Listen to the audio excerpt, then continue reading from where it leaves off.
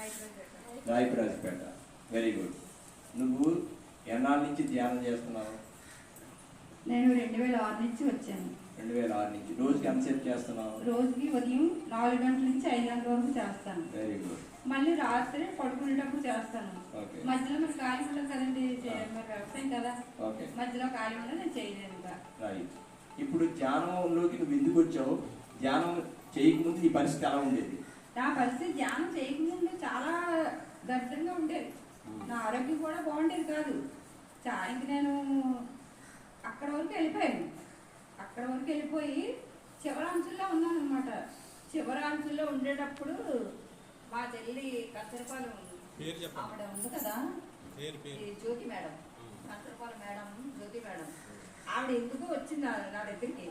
వచ్చి చెల్లి అక్క ఏంటి ఎలా తయారయ్యేటే, బాగాలే వస్తుంది, నువ్వు నాతో వచ్చి నువ్వు నేను బాగా చేయించుతానని చెప్పి తీసుకెళ్ళిందండి. ఇంకంతే. పత్రిజీ సారు బీచ్ ఒడ్డుకి వచ్చారు. బీచ్ ఒడ్డుని ఆ రోజు కూర్చోబెట్టారు పౌర్ణిజ్ఞానానికి. తాము తీసుకెళ్ళి తన వెనకాతలే నన్ను కూర్చోబెట్టారు.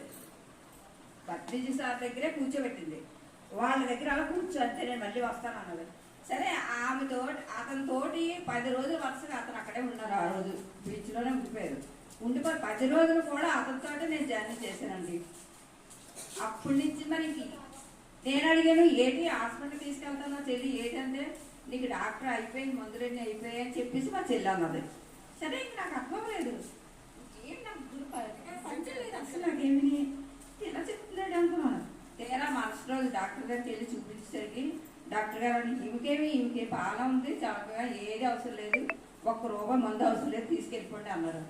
అనేసరికి ఇంటికి వచ్చేసాను. ఇంకా ఇంటికి వచ్చేస్తే ఇతను అన్నారు, అదేంటి మందులు లేవు ఏవి లేవంటే, ఏమో మా చెల్లి ఎక్కడికో తీసుకెళ్ళింది, నేను చేయించింది, ధ్యానమే చేయమంటుంది, ఇంకేమీ అవసరం లేదు అన్నది.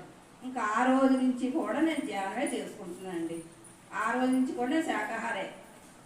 నేను మాంసాహారి కాదు, శాకాహారి. ఆ రోజు నుంచి ఇప్పటికి కూడా నేను శాకాహారే. నా కొడుక్కి యాక్సిడెంట్ అయింది. యాక్సిడెంట్ అయితే అందరూ కూడా ఆమె ఏంటన్నారంటే, అయ్యా బాబు, ఈ బాబు చాలా ఘోరంగా అయిపోయింది, ఈ బాబు చాలా ఘోరంగా అయిపోయింది అని అందరూ కూడా బాధపడేవారు. నేను బాధపడ్డా, మన కొడుకు అంటే మేము బాధపడతాం కదా. హాస్పిటల్ అని నర్సులు తెల్లవారుజామున లేచి కూర్చుండేవారు.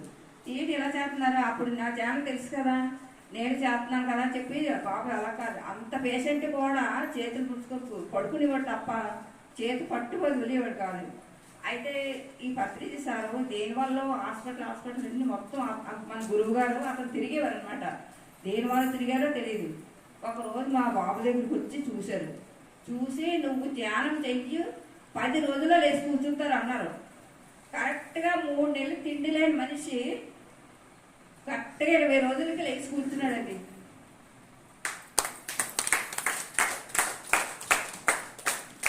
నెల రోజుల వరకు తిండి ఉండదో ఇతనికి. ఆ డాక్టర్ చెప్పబోసరికి నాకు గుడ్డు జారిపోయి నేను ఎక్కడ చచ్చిపోతానేమో అనిపించింది. అంతలాగా అయిపోయింది నా మైండ్ అంతలా. అయితే అతను ఎందుకు వచ్చారో తెలియదు, నా గురించే వచ్చారేమో అనేసి నాకు అలాగ అనిపించింది. ఆ రోజున నాకు అలాగ అనిపించింది. ఎప్పుడైతే అతను వచ్చి చెప్పారో ప్రతిసారు వచ్చేసరికి ఇతను వచ్చి, నువ్వు చెయ్యమ్మా, నీకేమి కాదు, నీకు ప్రాబ్లం లేదు, నువ్వు ధ్యానం చెయ్యు, నువ్వు బాగానే మాట్లాడతావు, బాగానే తింటావు అన్నారు. 20 రోజుల్లో లేచి కూర్చొని భోజనం తినేవాడు. అప్పటి వరకు కూడా లిక్విడే పట్టేవాళ్ళమే. ఇంటికి తీసుకొచ్చాక మీకు చెప్తే మాత్రం ఒక్క మాత్ర వేయలేదు. వాళ్ళు 300 మాత్రలు ఇచ్చారు. ఒక్క మాత్ర కూడా వేయలేదు మా బాబుకి. ఒక్క మాత్ర లేకుండా ఇప్పటికీ కూడా మా బాబు అదే చేస్తాడు. కాకపోతే డ్యూటీ చర్చిలో అవడం వల్ల ఇంకా అదేది అతనికి ఇంకా చర్చిలో అవడం వల్ల ఇంకా ధ్యానం కలిసిపోయింది అందులో నెలగా. ఇంకా అంతే సార్. నాకు వచ్చిన తర్వాత నీ జీవితం చాలా బాగుంది. చాలా బాగుంది. బాగాలేదా? నేను ఇప్పుడు మా ఆయన గారు ఫస్ట్ నుంచి ఎక్కువ స్వామి మాలలు ఎక్కువ అలవాటు ఇతనికి. అయితే ఇతను కూర్చోమన్నా కూర్చుంటారు కదా, నువ్వు చేయాలగా, నేను అలాగే నేను చెప్పేవారు కదా. ఈ మధ్య మరి ఏమైందో నాకు తెలియదు.